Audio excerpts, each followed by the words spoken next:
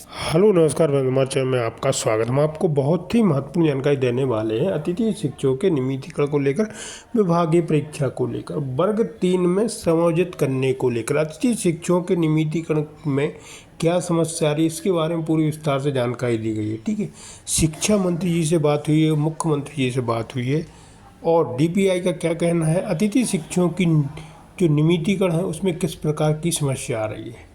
Number 1, अतिथि शिक्षकों को अगर वर्ग 3 में समायोजित किया जाता है तो B.Ed वाले बाहर हो जाएंगे। 30,000 पद खाली उस पर नियमित करने की बात चल रही थी, लेकिन समस्या ये कि वर्ग 3 में अगर अतिथि शिक्षकों को समायोजित किया जाता है तो फिर B.Ed वाले कहाँ पर जाएंगे।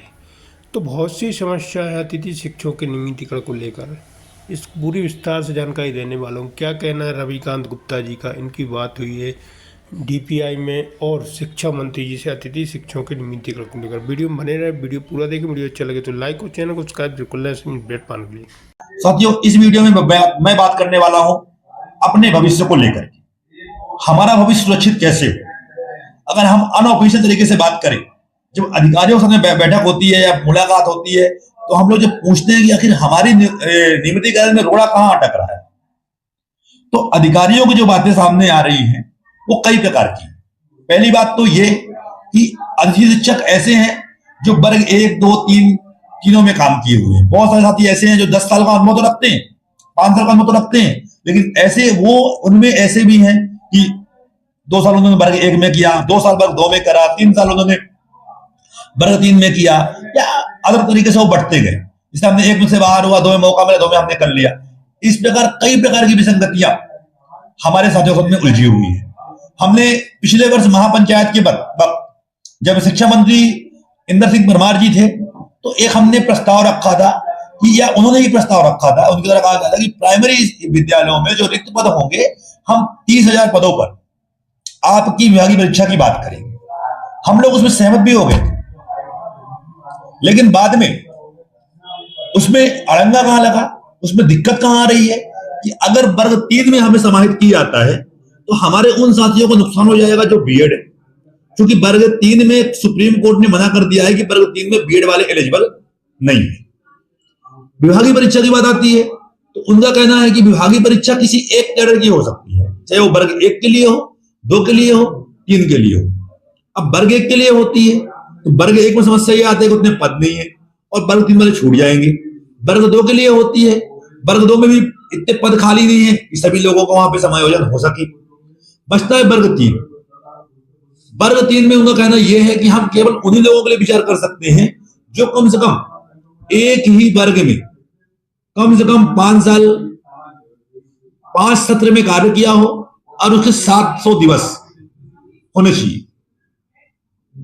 इस तरह की बातें DPI सामने आ रही है, या और अधिकारियों से मुलाकात करने पर या जो भी शिक्षा विशेषज्ञ हैं उनसे बात करने पर आया था कि आखिर वित्त विभाग या कोर्ट किन मामलों पे दबेगा। दूसरी चीज क्या है कि आप भी सब ये जानते हैं कि मध्य प्रदेश में नहीं पूरे भारत में आरक्षण का नियम लागू है, क्योंकि जो अतिथि शिक्षकों की नियुक्ति होती है उसमें कोई भी आरक्षण नहीं मिलता। वर्तमान में आपको पता है कि सभी वर्गों के लिए आरक्षण लागू है। मैं आपको बता दूं, जो डाटा मेरे पास रखा हुआ है उसमें 32% 32% पदों पर सामान्य वर्ग, माफ कीजिएगा 42% पदों पर समान वर्ग काम कर रहा है, लगभग 28% पदों पर OBC वर्ग काम कर रहा है और बाकी 30% पदों पर अन्य वर्गों को रखा गया, जिसमें महिलाओं को भी जोड़ दिया जाए। तो क्योंकि जो रोस्टर हमारे इसमें लागू नहीं है, अब बात ये आती है कि जो पद होते हैं वो सबके लिए होते हैं और अधिकतर पद जो है वो ST के बचे हुए हैं खाली, क्योंकि जो ST वर्ग जो होते हैं उनके पद भर नहीं पाते। उसे पद बहुत आते हैं लेकिन वो पद फिल नहीं हो पाते। अब अधिकारियों का कहना यही है कि अगर हम नियमितीकरण की बात करते हैं तो सबसे ज्यादा इसमें 70% जो है सामान्य वर्ग और OBC वर्ग के लोग कार्य कर रहे हैं। लेकिन अगर रोस्टर प्रणाली लागू नहीं होती और वर्तमान में जो महिला आरक्षण या अन्य आरक्षण को देखा जाए, जिससे आपके नियमितीकरण की बात अगर हम करते हैं या कोई फाइल तैयार होती है तो उसमें कोई नियम का रोड़ा ना अटके, या कोई व्यक्ति कोर्ट चला जाए तो कोर्ट से हमें कोर्ट में खड़ा ना होना पड़े, क्योंकि आप लोग जानते हैं कि कोर्ट में जब मामला पहुंचता है तो भी 10 साल 5 साल तक के लिए लंबित हो जाता है। तो ऐसी एक फेयर जो रणनीति है, पहले तो संगठन को तैयार करनी पड़ेगी। किस बेस पे आप मांग करो। आप महापंचायत में तो ठीक है, जो हुआ तो हुआ, 20% आरक्षण ठीक है, मैं मानने को तैयार है। 20% 20 अंक और 50% आरक्षण वो अलग मुद्दा हो गया। लेकिन जो हमारा साथी एक अनुभवी वर्ग है, जिन्हें 10 साल 15 वर्ष अपनी जिंदगी के खपा दिए हैं, अब उनकी उम्र नहीं बची कि वो परीक्षाएं निकाल सके, उनको हम सेवा में कैसे अंदर लेके आए, इस संबंध में हम बहुत ही जल्द समस्त संगठनों से आग्रह करेंगे। जितने भी संगठन अपने आपको कहते हैं कि हम हितैषी हैं, और मुझे ये विश्वास है कि वो एक मत होकर एक सुर में, सिर्फ किसी एक वर्ग की नहीं, जितने भी अधिकारी शिक्षक हैं सभी वर्गों को मिलाकर एक निचोड़ निकालेंगे कि इस विशेष बात पे हम चर्चा करें और ये रास्ता निकलता है, और इस रास्ता को हम माननीय शिक्षा मंत्री जी, माननीय प्रमुख सचिव महोदय तक पहुंचाएं। क्योंकि कई बार ये बातें होने पर बातें यही आती हैं कि आखिर आपका नियमितीकरण कैसे हो। बहुत सारी अड़चनें खड़ी होती हैं, चाहे वो रोस्टर प्रणाली हो, आरक्षण हो, रिक्त पद का व्यवस्था हो, जो हमारी कार्य प्रणाली है, जैसे कोई 10 साल काम किया हुआ है, वर्ग 2, 3 सब में काम किए बैठे हुए हैं, या कोई ऐसा है कि सत्र में 10 दिन काम किया है, या कई प्रकार की दिक्कतें साथ में उलझी हुई। अब संगठन को तय करना होगा कि आखिर किस विशेष बात पे हम चर्चा करें। इस बार आप सबके सुझाव भी आमंत्रित हैं। हम आप लोगों से यही आग्रह करेंगे कि कोई भी पर्सनल को रख करके सुझाव ना भेजे। जितने भी सुझाव अगर भेजता है कोई, वो एक कॉमन सबके बारे में सोच करके ही सुझाव प्रेषित करे।